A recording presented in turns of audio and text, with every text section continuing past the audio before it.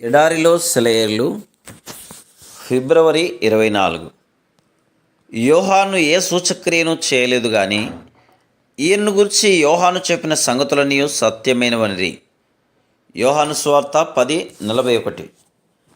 నీ గురించి నువ్వు చాలాసార్లు చిరాకు పడి ఉండొచ్చు. నువ్వు పెద్ద తెలివిగలవాడివి కావు. ప్రత్యేకమైన వరాలేవీ లేవు. దేనిలోనూ నీకు ప్రత్యేకమైన ప్రావీణ్యత లేదు.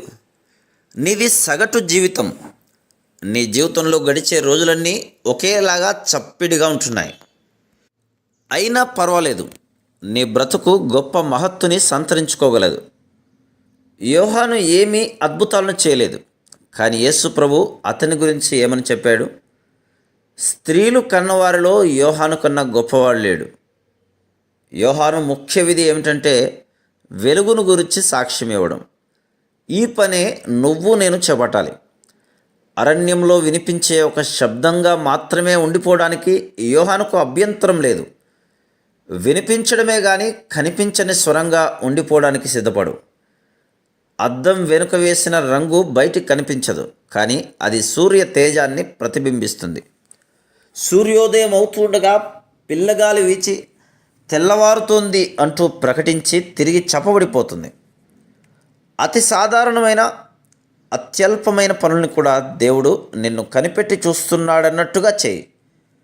నీకు సరిపడని మనుషులతో నివసించవలసి వచ్చినప్పుడు వాళ్ళ ప్రేమను చూరగొనడానికి ప్రయత్నించు.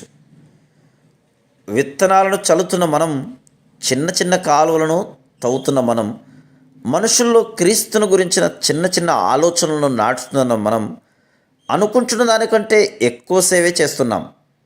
మన ద్వారా కొంచెం సువార్త విన్నవాళ్ళు వాటిని ఒక దినాన తలుచుకొని ఇక్కడి దాకా రావడానికి మాకు మొట్టమొదటిసారిగా మార్గం చూపినవి ఆ మాటలే అంటారు.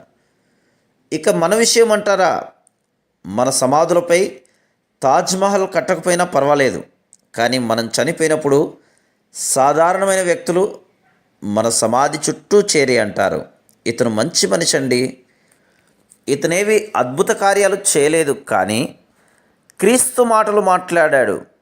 ఆ మాటలే నేను క్రీస్తుని తెలుసుకునేలా చేసినాయి. వసంతం పిలిచింది. రేగడి నేలలో దాగిన హరిత పత్రాలు వికసించాయి. ఆకుల కింద దాగిన పూలు తలలెత్తి కిలకిలా నవ్వాయి. ఎన్నెన్ని అందాలు, చందాలు, చేమంతులు, గులాబీలు, కంటికి కనిపించని పుష్పాలు. వెలుతురు పిలిచేసరికి ఆకుల్ని తొలగించి తొంగి చూశాయి. ఎందరెందరో చేశారు ఎన్నెన్నో పుణ్యకార్యాలు. ఆకుమాటున విరబోసే ఆ అందాలను అరసినంతనే ఆనందించేదెంతమంది? విరిగి నలిగి చితికిపోయిన గుండెల్లో విశ్వాస ప్రేమ పుష్పాలు పరలోకపు కాంతుల్ని విరజిమ్ముతూ ప్రేమ సరాగాలతో వికసించి ఆకుమాటున దాగి అందాలీనుతాయి. నీడల్లో, చీకటి జాడల్లో, బీడుల్లో, శ్రమల వాడల్లో పూసే పూలు వెదజల్లే విశ్వాస పరిఫలం పరిశీలనకందరి పరమ రహస్యం. మన మసక కంటికి అందక ఉన్న అందాలెన్నో కదా. పరలోకపు తోటమాలి దిగివచ్చి దాగిన అందాలను వెలికి తీసి వెలిగిస్తే కనిపిస్తాయి. అజ్ఞాత వ్యక్తుల్లో నుంచి దేవుడు తన సేవకుల్ని ఎన్నుకుంటాడు. లూకా సువార్త 14:23. Praise the lord.